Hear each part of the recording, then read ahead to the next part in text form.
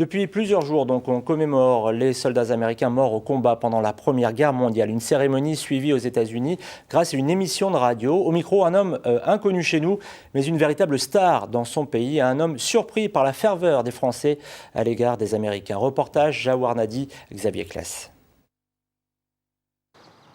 Son visage ne vous dit sans doute rien. Pourtant, Greg Garrison est une vedette outre-Atlantique. Avocat reconverti dans les médias, célèbre pour avoir fait condamner en 1992 le boxeur Mike Tyson pour viol. Aujourd'hui, s'il se promène à Château-Thierry, c'est pour honorer la mémoire des soldats américains morts pour la France pendant la Première Guerre mondiale.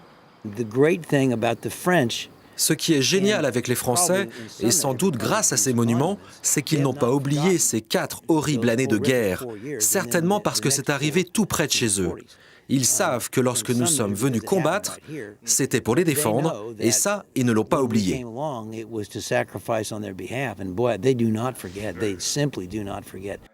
Venu pour la commémoration de la bataille de Bello il y a 4 jours, Greg Garrison a apporté dans ses valises son émission radio. Depuis lundi, il anime son talk-show en direct de Château-Thierry.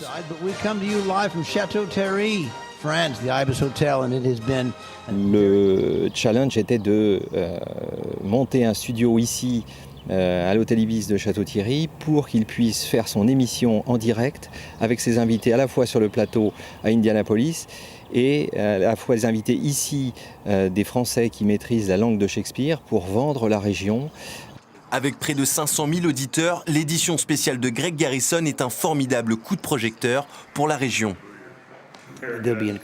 Ça va encourager les Américains à venir. Par notre biais, ils vont entendre parler de la qualité de vie et de la chaleur de l'accueil. Et l'histoire entre les États-Unis et la région n'a pas fini de s'écrire, puisqu'un jumelage entre Château-Thierry et Indianapolis doit être signé. De même pour le Salon d'automne, dont l'édition 2011 se tiendra outre-Atlantique pour la première fois de son histoire.